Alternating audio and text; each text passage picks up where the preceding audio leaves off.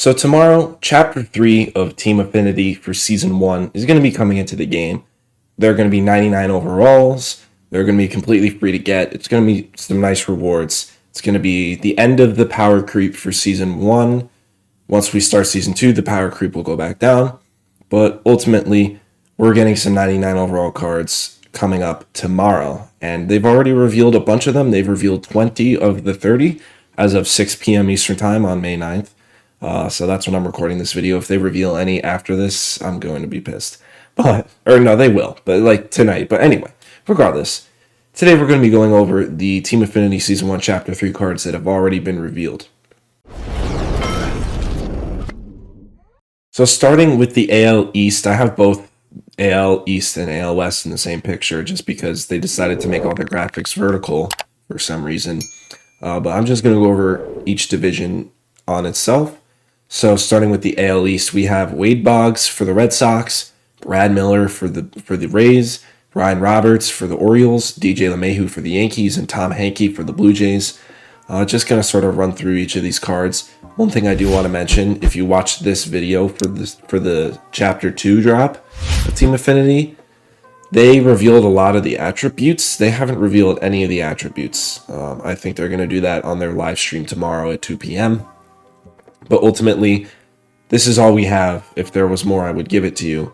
But regardless, for the AL East, looking at these guys, a few things to note. Wade Boggs is going to be really high contact, lower power than like most 99 overalls.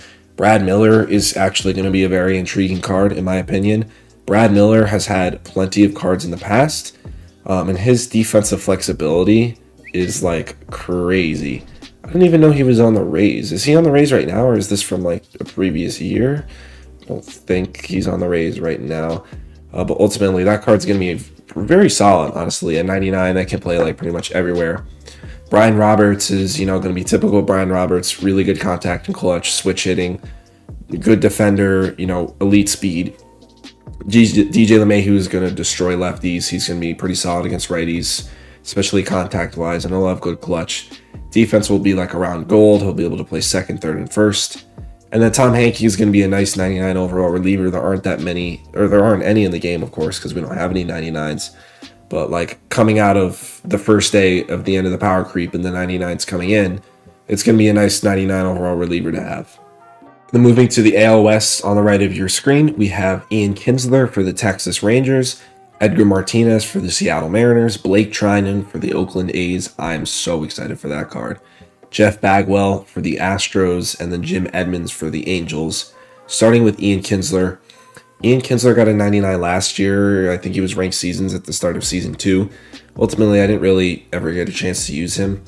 But Ian Kinsler, those of you who remember his card from MLB 16, I'm waiting for like a good, usable Ian Kinsler. I'm definitely going to be trying out that Ian Kinsler. He has a very good swing too. Just will help me reminisce about MLB 16. But he'll be a nice second baseman, can hit versus lefties and righties with good defense. There isn't one thing that he's going to lack. Edgar Martinez, he's going to be high contact with like 90s power, maybe low 80s. Terrible defense on that card for sure. Blake Trinan is going to be the best card out of this pack. From Oakland, Blake Trinan, his cards are always nasty. Sinker, slider, cutter, four seam is probably going to be his repertoire. Outlier on the sinker, like his cards are always disgusting. We have Jeff Bagwell from Houston. He'll probably have high contact and like pretty decent power. He'll be better against lefties probably. Defensively, like maybe silver. And then Jim Edmonds, he has a really good swing too.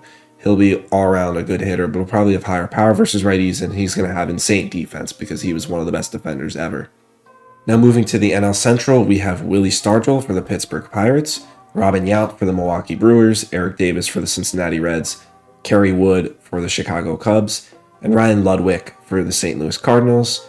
Now, a few things to note about these guys. Willie Stargell, we've had all these cards have 99s in the past. Willie Stargell is going to destroy righties. He should have 125 power versus righties. He's not going to be the best defensively. He'll be able to play left, first, and right. Robin Yount is going to have high contact, like low 80s power, probably, if even that. Good defense, too, and speed.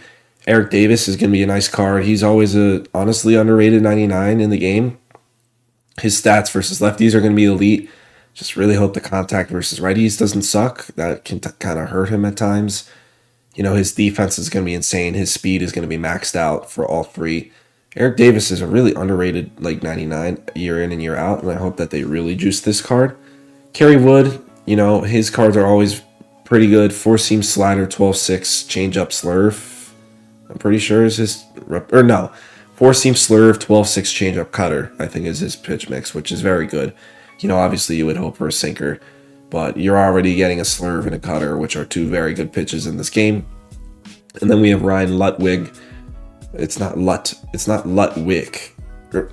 Ludwig. Ryan Ludwig from the St. Louis Cardinals.